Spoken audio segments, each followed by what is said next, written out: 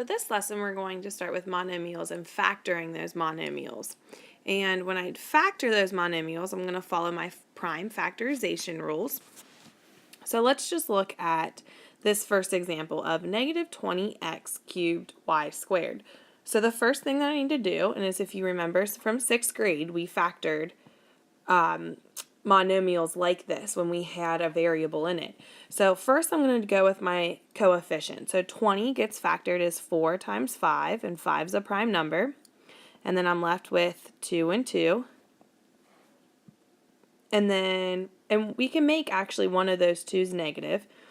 My x is an x times x times x. So I have 3 x's, and my y squared is a y times a y. So when I write those out, I'm going to get 2 times 5, and one of those 2's will actually be negative. And then I get x times x times x times y times y. And that's going to be my final answer. So all I did was I prime factorized my monomial. So go ahead and pause the video, and I want you to try this one on your own. So we need to factor 34, and when I factor 34, I'm going to get 27 and 2, and then I'll get 9 and 3, and then I get 3 and 3. And then my x to the fourth, I'm going to have 4 x's, and my y cubed, I get y times y times y. And I'm going to have, so I'll have 2 times 3 times 3 times 3 times x times x times x times x times y times y times y is my final answer. So for these examples, we're going to start finding the greatest common factor of a monomials.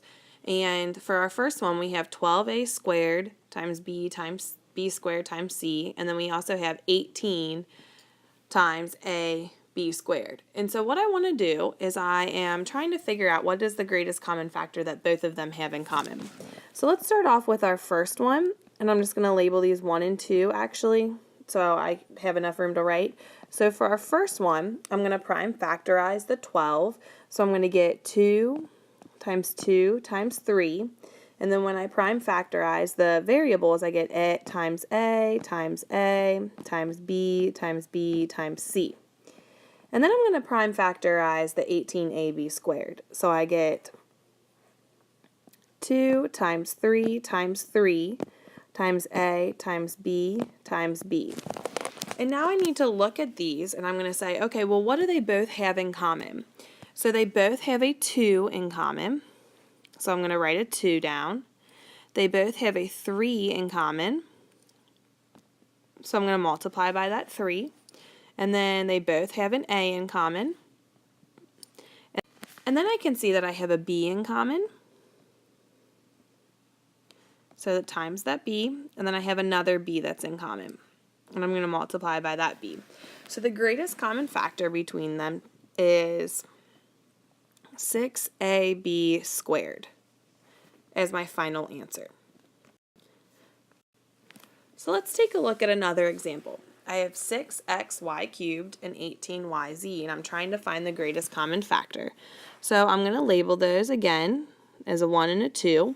So for my first one, I'm going to prime factorize, so I get 2 times 3 times x times y times y times y. And then for my second one, I get 2 times 3 times 3 times y times z. And so I need to see what they both have in common. So they both have a 2, they both have a 3, and then they both have a y. So my answer is 6y. Go ahead and pause the video, and I want you to try this one on your own.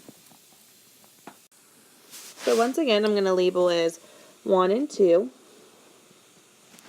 So I'm going to get, for my first one, my prime factorization becomes 2 times 3 times 5 times w times w times w times r times s.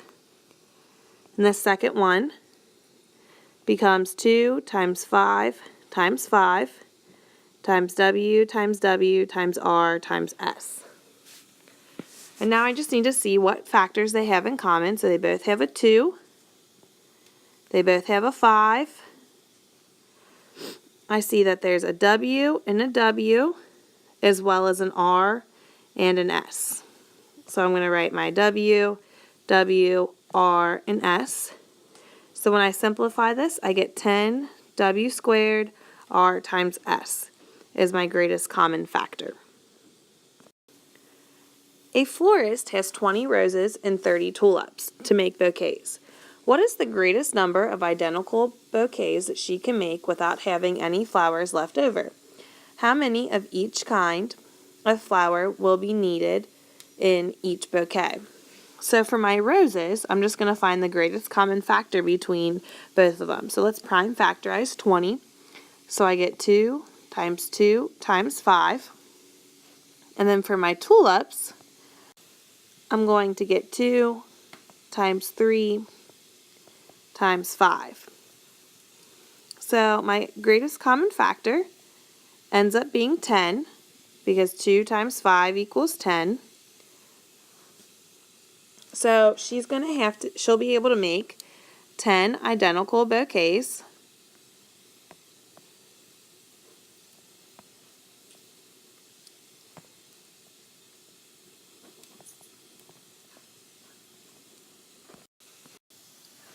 And now I need to determine how many of each flower is going to be in those bouquets.